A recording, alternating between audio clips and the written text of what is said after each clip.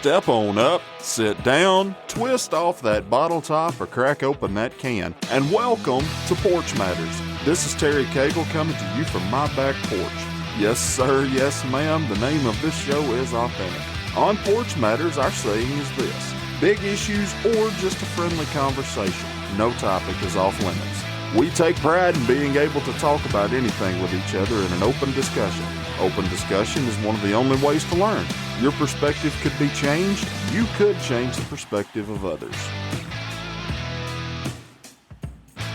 Welcome to episode 17. Hope everybody's had a good week. Hope everyone has a safe, fun weekend planned. Congratulations to Tampa Bay for not only being the first team in NFL history to compete in a Super Bowl in their own hometown, but also for winning it. Speaking of winning, a couple of months ago, Tiny built me a new computer to use for the show. You know how it is whenever you get a new computer. You got to go through all your files and then move them over to the new one, right? Well, I was going through my files and came across this gem that I honestly forgot I had. Before we get into this, I got to give you a bit of a backstory. From November 4th, 2019 until January 26, 2020, I was part of a podcast with a good friend of mine, Brandon Ash and Jason Akins, called Two Guys in a Podcast. That show is still going with Ash and Akins, so if you're looking for another podcast, give my friends a listen. Jason's also a co-host on this show, so if you love this show, help him out over there on that one too, if you would. Anyway, they asked me about starting it with them before they even recorded episode 1, but I had reservations about committing to a weekly show. I know, sounds funny, right? Well, I'm the type of guy that I don't like committing to something and then not being able to deliver. I don't like telling people I'm going to be somewhere and then have to back out. That drives me crazy whenever people do it to me, so I don't like doing it to anybody else. With my work schedule at the time being as crazy as it was, I didn't want to commit and then leave them hanging. One of them was hitting me up at least once a week. If my memory serves me correctly, they even tried to call me while they were recording to try and catch me on the speakerphone one night. Finally, I agreed to come on as a guest. Things went well. I agreed to come back the next week, and then agreed to be on the show full time. We rocked on for a little bit, but then I decided to leave their show and start my own show in January. I wanted to take my time and try to make sure I did everything the right way, or as close to the right way as I could. Me and Jason had always had good chemistry, and I thought our on-air chemistry on Two Guys was pretty good, but I really just didn't think we had hit our full potential yet. It was starting to come together, though. Me and Melissa worked together at the time, and would pretty much talk on the phone every day. Our chemistry was pretty good, and I've always enjoyed how we could get to talking and then we could blink twice and then an hour had passed. She's always been the type that was always real easy to talk to. The only thing you really had to do was ask a right question and then she'd just take off. Conversations were always fun for the most part, unless one of us was venting about something. Even then, it was interesting. I always enjoyed hearing her perspective on different things. Sometimes it was the same as mine, but a lot of the times it would be different. I had a real good gut feeling that our on-air chemistry would be just as good as mine and Jason. I sat around wondering, what if I was able to get those two together on the show? Thought then and still think today that there is the potential of something special there. I'd been talking to both of them about doing a show when Melissa decided to move to Ohio on me. She put in her notice at work to transfer. Part of what I wanted to do at the time was get as much stuff recorded as I could and have it ready to go in case life or work got in the way. That's part of the reason why we only do 2 shows a month. Unlike other podcasts, this isn't the only thing we do. Having the extra time to edit is very beneficial to me. I found out when she was moving and asked her if she would want to record before we moved. She agreed, and I drove up almost 2 hours to Madison, Alabama, right outside of Huntsville, where she lives. We met at a park, sat down on a park bench, and I hit the record button on my iPad. I shared it with both Melissa and Jason. Melissa liked it. Jason told me that it was something that he would not only want to listen to, but wanted to be a part of. It took a little while for all of us to be able to get on the same page, but in June of 2020, we got there. What you are fixing to hear is the genesis of Porch Matters. Without this recording, I don't know if you would have ever heard Porch Matters as it is right now. Melissa and Jason both bring something special to this show, and I really hope that they know how much I love and appreciate both of them for believing in me and each other enough to jump in and do this with me. As I said in the past episode, 2021 is going to be a good year for this show. Just like this time last year, I got some ideas, but I ain't going to go into any of the details right now. Again, I don't want to say something and then not be able to deliver. All I ask is please stick with us. Please hit the share button on social media. Please tell your friends and family about the show.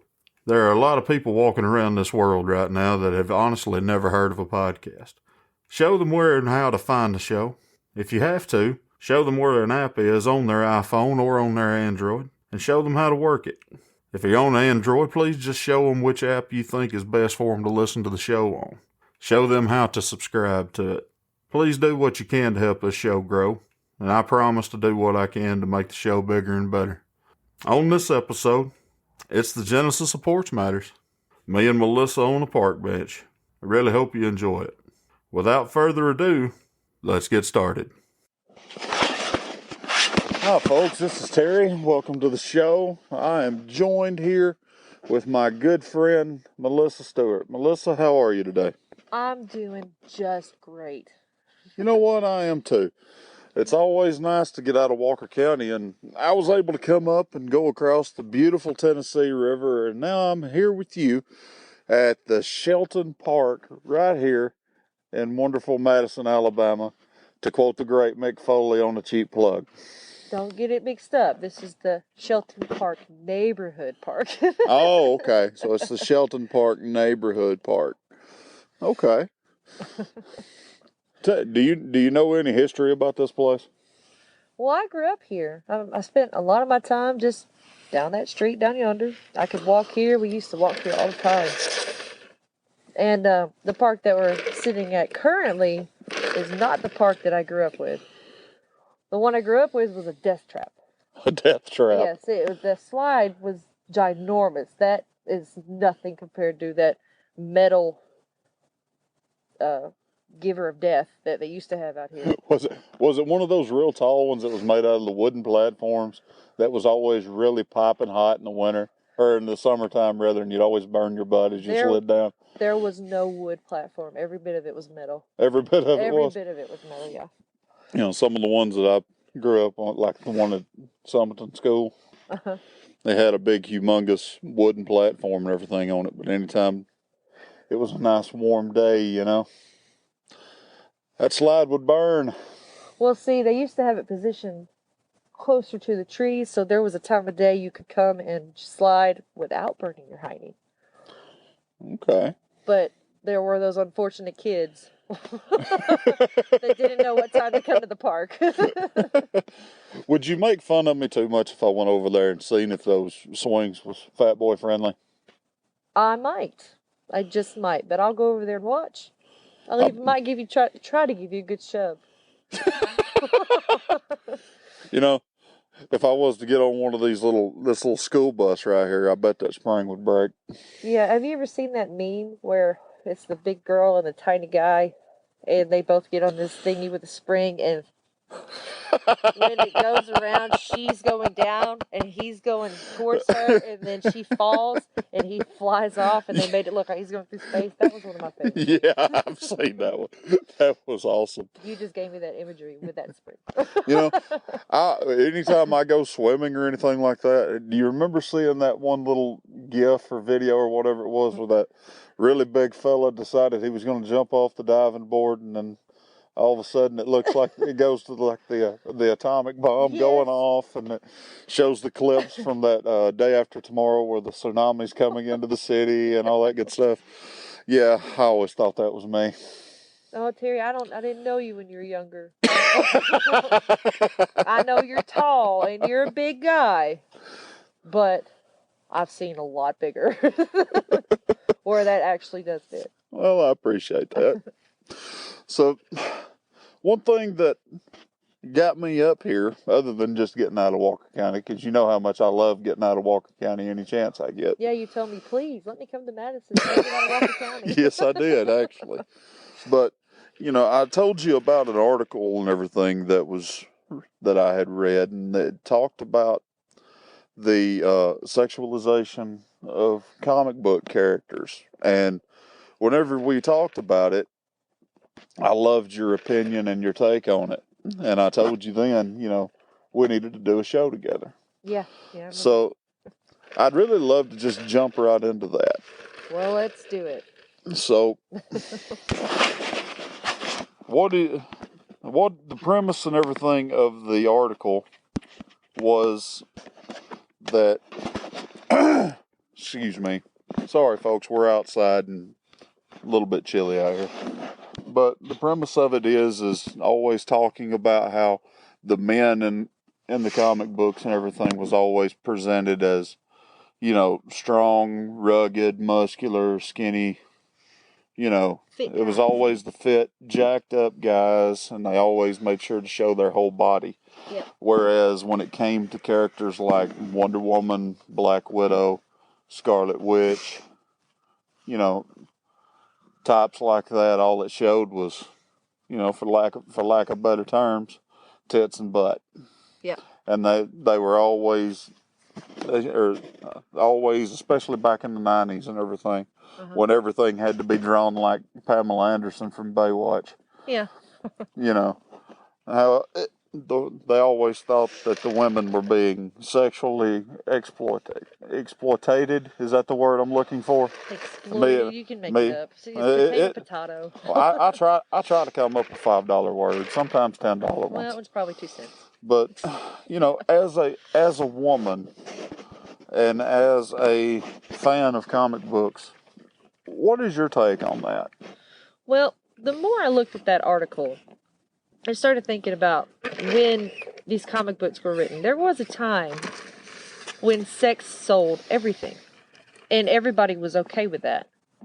And now, here recently, we're coming into a lot of women getting offended at the fact that they're viewed as sexual objects. And then they took that over to the comic book realm, which was they're wearing these tight, skimpy outfits. And when I looked at that, I was kind of blown away at the fact that was ever a thought. Yes, they are wearing sexy uniforms, but also, why can't that just be what they chose to wear? Why can't a woman feel so comfortable with herself to wear something like that? And when you think of the term super hero, there are a lot of super things that we expect to see from any hero they present. With men, they wore the tight outfits that showed every muscular build, every line, every ab, everything. And that was, I think I read this in that article about how they said that they were presented as masculine beings. And that it wasn't so much so for the women. They weren't being presented as feminine. Well, no, they're superheroes. They fight crime. With these people that I saw, I was like, who in the world? Well, my favorite was Black Widow, because I love Black Widow. Why so? Because she uses every attribute she has to herself as a weapon. Now, anybody who knew who she was, no matter how she's dressed, will not view her in a sexual manner. And if they do, they're definitely not going to act on it or approach her, because they're going to get killed. And that's just how she's an assassin. Right. And to be her type of assassin, she had to use sex. And she would use the art of seduction to get close to her victims. That's why she was called Black Widow. She'd get close to her victims and then she'd kill them just instantly. Or however she did it, she was just very good at what she did. So using sex is not being sexualized. That's just how it is with women. And it's always how it's going to be, because I don't care what woman in the world thinks this. They like it when somebody thinks they're beautiful. They like it when somebody wants to be around them because of the way they look. That's just the laws of nature. It's the laws of attraction. It's a confidence thing. Yeah, and it always feels good when somebody says, you look good today. You look pretty today. You look great today. And with the superhuman part of it, of course, they're going to choose their uniform and they're going to have super duper attributes. And it might be boobs. It might be ass. It might be all that stuff. I'm sorry if I No, that's cool. That's fine. But anybody who looks at that superhuman, that superhero, they're not going to look at them and go, I'm sexualizing this person. They're showing too much skin. And those people, I think, have a problem. And I'm not, trying to make it controversial. It's just enjoy it for what it is. It's not, they're sexualizing this. That woman's a badass. And that's all there is to it. Any woman would aspire to be that. And you expect the body, the physique, the strength to be there, and they're going to be showed off the same way it is in a guy. It's just, that's a super attribute to their character. I don't think there's anything wrong with that. Folks, if you hear that, there's a helicopter coming over. Melissa, they're coming to get you. Oh, I better run. Don't run. We're not done yet. But, what you're saying to me, if they're superheroes are supposed to project confidence. I would personally, if I was a superhero, I would be pretty confident, or at least I'd want to project confidence in what I do. Yeah. If my uniform I would want it not necessarily to show off or anything like that. I would want it to be able to be, what's the word I'm looking for? Useful for what I do. Yes. Okay. I think the article makes mention of She-Hulk at one point. Yeah. She's basically just in a one-piece bathing suit. Yep. But at the same time, she's covered. Yeah, she's covered from here. She's covered from her neck all the way down. All the good parts are covered, and all that good stuff. Yeah. But she's muscular. She's strong. It's a female version of the Hulk. Yeah. So it's her outfit is covered. She's concealed, but it's useful as well. And much. The whole deal with Wonder Woman. Wonder Woman. When I think of female superheroes, I personally, Wonder Woman's number one for me. Yeah, she's number one for me when it comes to superheroes too. She's like another version of Captain America in my brain, even though go ahead. I'm sorry. No, it's cool. Go ahead. Like you were saying with the confidence thing, that's why I say that these people or these characters choose what to wear. They're not doing it to be sexual. They're doing it because that's portraying what their insides are. I'm hot, but I'm dangerous. And that's what I see when I see these uniforms. People wear them to Comic-Con. They try to dress up like it. People aspire to be like that because it's exactly what you said. It's what the uniform is portraying. It might look great, but that person looks like a badass, like you said. I mean, please correct me if I'm wrong, but this is me being a man. This is my perspective of Wonder Woman. Okay, she's very skilled. She's graceful. She's charming. She is the conscience of the Justice League. To me, she represents anything and everything that a woman should want to aspire to be. I totally agree, because to me, my words of saying this is that she's a fancy superhero. Yes. Because she is very grounded and knows when to do whatever it is she's got to do. Right. And whatever it is she's wearing, she's going to do it in whatever it is she's wearing. But that outfit is something to her. She's an Amazon. She grew up in Amazon. And when Amazons were, a thing, they didn't wear a whole lot of clothing because it got snagged. People could grab it. And it wasn't, like you said, it's what is the useful thing for it. It's not much there, but it covers everything it needs to cover. And it's useful. Right. For whatever it is. Nobody can grab at her. Nobody can take... Amazon will get snagged. She's got shields up to her knees. I mean, she's dressed appropriately for what her job, what her role is. To me, she looks like a female Roman gladiator. Yes. And even her little headpiece and everything, in comics and then in several movies, I think, didn't she just? In this last one, didn't she throw it? Yeah, I saw that. I saw that. I have not seen the thing yet, but I've seen the trailer. What do you think? The thing, the movie. Well, since we're talking about Wonder Woman, you got Wonder Woman 84 coming up. Oh, no. Are you excited? Yeah, I am. I really want to see it. I'm excited to see it. I'm wondering how they're going to do everything. Well, let's wonder about this Wonder Woman, shall What about the Black Widow movie? I'm excited about that one too. Like when it comes, like Wonder Woman's my favorite DC, but overall, she actually is my entire favorite, just because, like you said, everything she shows, and all that. But Black Widow, I'm really excited to see her past, because even through the movies, if you didn't read the comics, like I didn't read the comics, you don't know anything about her past. But all the movies are like, what did she do? Right. And so I'm really curious, and I'm really wanting to know exactly how they show this off. Well, her past is a little checkered. I got the gist of that. Yeah. So she used to be bad, then she turned good. She got a chance to be good, and she turned good. Yeah. And the whole thing was trying to wipe her slate clean. Oh, I got a feeling it's gonna be good. My whole thing was, why did Marvel wait until after they had already killed her off? Spoiler alert, if you haven't seen Endgame by now, Then you shame don't care. on you. You don't care enough. And you don't care. Okay. If you haven't seen Endgame yet, you're probably not listening to this show anyway.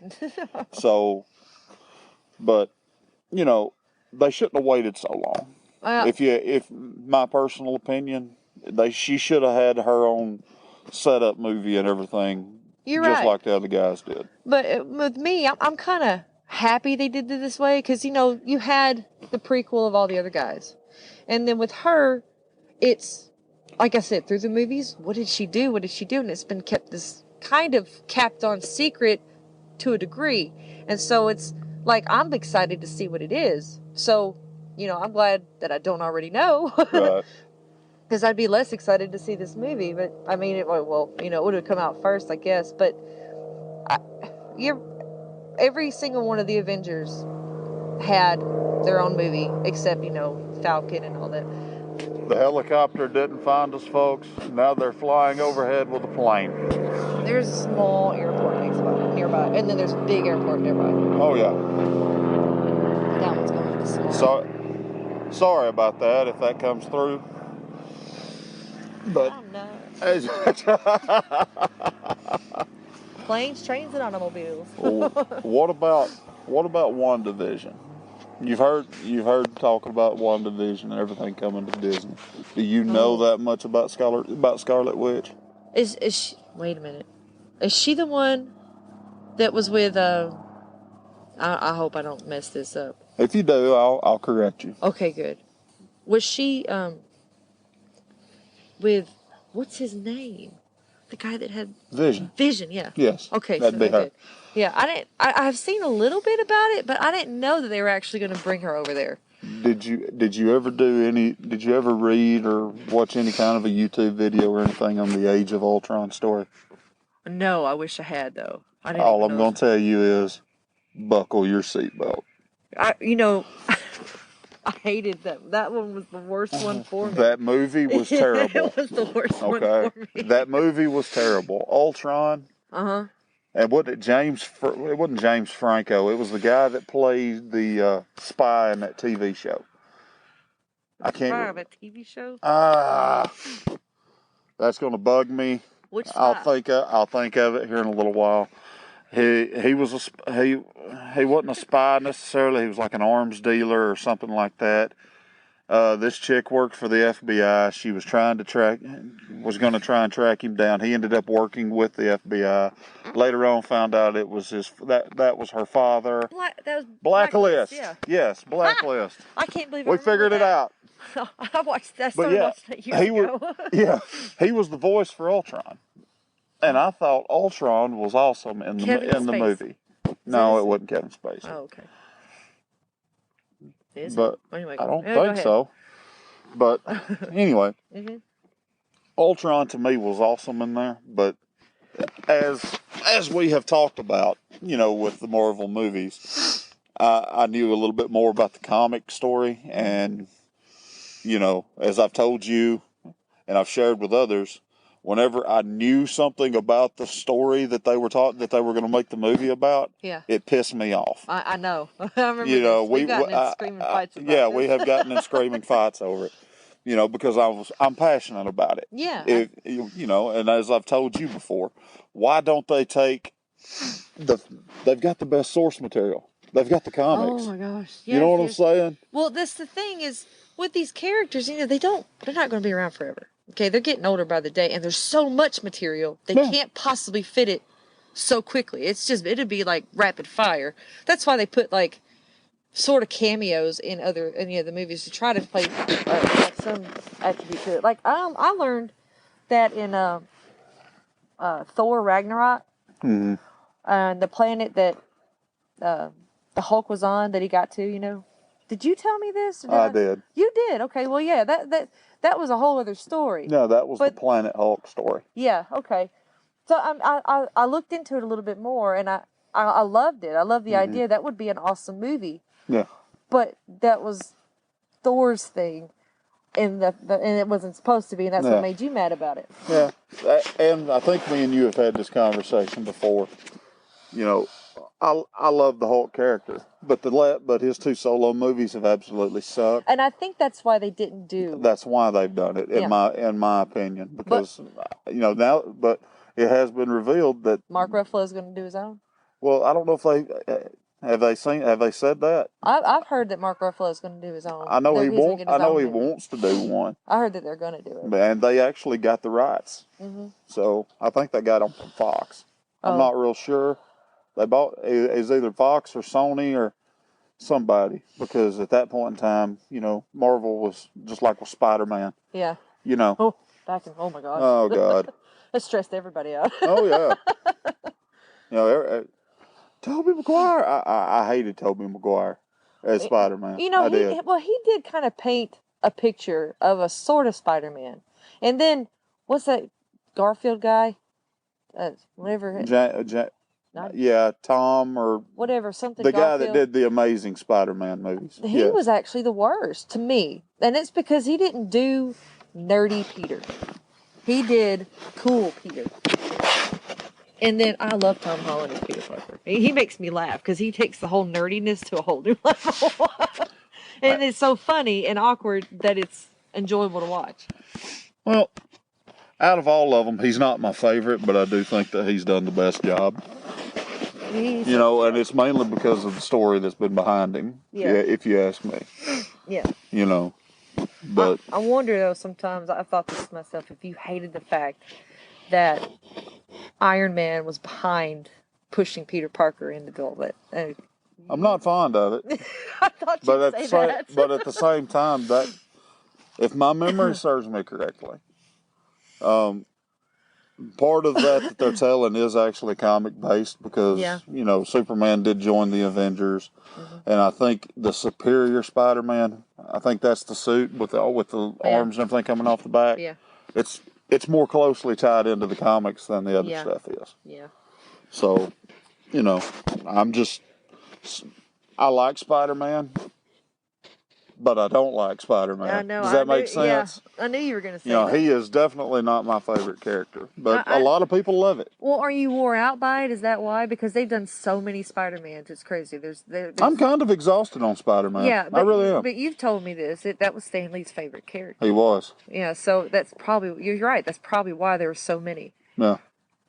And on top of that, Stan Lee, I think, felt a whole lot closer to that character, because as much as I hate those Tobey Maguire movies, Marvel was to file bankruptcy if they didn't file bankruptcy off of that, and that's what brought them out of the hole. If it hadn't been for those movies, we might not have had the whole Marvel Cinematic Universe. Yeah, so for what it was, I appreciated it. Yeah. But at the same time, I'm not fond of them at all. Yeah. I like them. I just wish Superman got the same kind of attention. Like, Well, there was Christopher Reeve. Yeah. He was, to me, and always will be, the best Superman. Yeah. And nobody can match that. They try, but they just can't. Well, I'm not wanting them to try and match it because that very first movie with Richard Donner, for the longest, was the benchmark of every comic book movie. Okay? It's not now. But during its time, yes, it was. You know, Christopher Reeve, for me and you, will always be Superman. Yeah. But guess what? I know. We're getting old. I know. You know? You have to remind me. You sitting here in the And cold weather. I know, my right? aches and pains. What are we doing? You know? We're getting old. And there's this new generation that's coming up. Yeah. Guess what? Henry Cavill is their Superman. I know. And he's your Superman too. Uh-uh. Oh, come on. You don't like him? Okay, hold on. Is he the same one that plays The Witcher? Have you seen The Witcher? It is. Very Nah, someone. he's not. Well, I mean, I saw his face. I was like, that's Superman. I knew that was Superman, but I had to place it. But he's much better in The Witcher than I ever loved him as Superman. Like, I would never watch The Man of Steel again. Well, that's a female for you. We know where this is going. But I haven't seen The Witcher yet, but it is in my queue. I am going to binge watch it, and I'm going to talk to you about it. It has nothing to do with his body. He's just really good. I'm sorry, folks. It's a little chilly out here. I think it's the way he presents that character to me. That's his role to me. I don't see him. He outdid himself. Like, he left Man of Steel behind when he did this role. Well, whenever they did the Man of Steel, yes, it did come across with some criticism because Superman fans like myself, and I've told you this before too, I'm sick and tired of seeing Krypton blow up. Me too. Yeah. I am sick and tired of seeing the spaceship go from Krypton to Smallville. Yeah. I'm sick and tired of seeing Martha and Mr. Kent pick him up. Yeah. I've seen 11 seasons of Smallville. I don't need to see that anymore. I've seen Lex Luthor till I'm sick of him almost. He's been in almost every. It's either him or Zod. Okay. They took. Well. I love Lex Luthor as a villain because, like you said, he does pop up, but it's always like, what are you doing, man? It's entertaining for me when he comes in. I'm like, what's he going to do now? Don't get me wrong. I love Lex Luthor, but Superman has got so many more enemies. That's true. Yeah, you're right. You know, I want to see a movie where Brainiac shows up and shrinks a town. Yeah, that would be fun. You know, I really do. I want to see Darkseid show up and shoot Omega beams out of his eyeball. That would be fun too. You know? Yeah. If it was done right, and you hear that saying. Yeah. DC has screwed up. Definitely. Why? Because Time Warner is up there throwing it down and telling them what they've got to do. There is no continuity or anything like that. I've talked about that till I'm blue in the face. Yeah, me too. Okay, but if they would have just waited, let Marvel do their thing, they could have flat out said, "Hold my beer, mine's fixing to be better." You're right. Because they've got better characters, better stories. They're darker. They're more adult oriented. Yeah, you're right. You're know, absolutely right. The thing is, though, with that is Batman. I mean, same thing with the Superman thing. I'm sick of seeing him fall in a well. I'm sick of seeing them bats. I'm sick of seeing his parents die. How many times are we going to see that with every movie that comes out with Batman? No, and that's the same thing. And I'm worried they're going to jump into the same well, no pun intended, with Wonder Woman. Oh God, I hope. Do you know? Do you remember me talking about Aquaman with you? Yes, I remember. How excited I was because I Yes. never in my life ever thought I'd ever see that movie on screen. Yes, I remember. Yeah. I remember well. She's rolling her eyes, folks. I don't really think she enjoyed our conversations about Aquaman. I do, and I enjoy it because we argued, and we argued greatly about the whole thing. We argue a lot, but they're always really good conversations. Yes, really entertaining.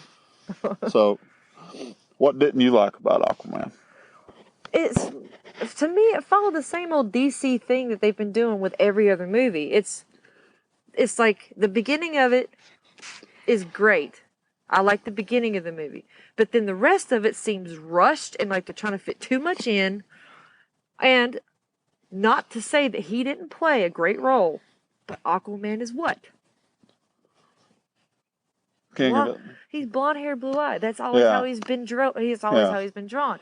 And I don't. I think, that's my argument as well. He did a great job. He was entertaining, but the rest of the story is what threw me off. Yeah. And I was like, it was just too fast. And if I try to do too much with this much time, and it's still just a little time, then it's like, whoa, what's happening? Which part? And then the end of it, I was like, that's it? You know, I was very bummed out by the end. It wasn't as big as I hoped it would be.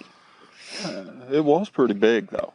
For a minute, and then nothing came of it. It was just, that's it. That was a setup movie, though. I know. You know, and my whole thing is, yes, Paul Walker, rest his soul, to me would have been the perfect Aquaman. He definitely would have been, yeah. But, to his credit, Jason Momoa is a badass. He sure is. Okay.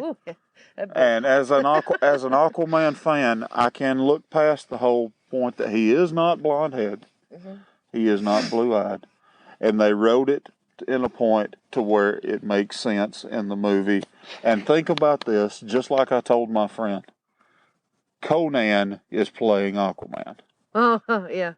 You know, Conan is playing Aquaman. I thought Conan was also blonde hair. No. Hold on. Because the Conan cartoon character I remember. Wait, no. That would be He-Man. Sorry, that's He-Man. You're right. That would be He-Man. My bad. There was two characters in my childhood that stood out like a sore thumb, and I idolized Superman and He-Man. And yes, I watched that cheesy Dolph Lundgren movie, and I was just happy to see He-Man on the big screen. Did you know they was actually going to make a He-Man movie, but it got indefinitely postponed? Oh, I hope they do make a He-Man movie. I do too. He-Man was one of my things too. Who'd you like better, He-Man or She-Ra? That's hard. That one's hard. I know, right? Yeah, you know, as a young girl, at that time I should have said She-Ra, but they were both just. It's hard to choose. Yeah. That's hard. I liked him. Man-at-Arms, Tina. I even liked Skeletor. Oh yeah. I love the ridiculous things he would say. Yes. You know, Skeletor to me was just like Megatron watching the cartoons back in the day. Him and Starscream. Oh my gosh. Man, we had so much fun childhoods. Our cartoons were great. Our cartoons were awesome. I feel really sorry for the kids these days. I do too.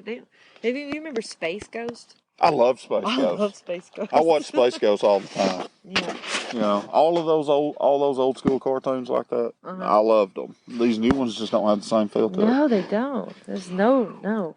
Well, I don't know what's going on anymore. I don't either. I think we're getting old. We are getting old, but at the same time, you know, the old ones just felt more like a good cartoon. They really did. You know, whereas these are too busy trying to teach you Spanish. Yeah, or acceptance. Huh. And what are we really trying to accept here? I don't understand. You know, to a degree, I appreciate that. Trying to teach the kids this, that, and the other. But at the same time, if my kids are watching cartoons, I'm wanting them to be laughing and enjoying it. And, yeah, you know, and I don't hear much laughter when I'm watching stuff like that anymore. Like Looney Tunes. Looney Tunes was so much fun. You know why they stopped displaying that? Because of the violence on it. The violence on Looney Tunes. Especially with Roadrunner and Wile E. Coyote. You know, they didn't like that. Yeah, he did violence on himself. I know. So. I wonder if he's ever going to catch Roadrunner. No. Roadrunner's too smart. For a bird brain, he sure does get out of everything. You look at him dead in the face, stick his tongue out, and take off.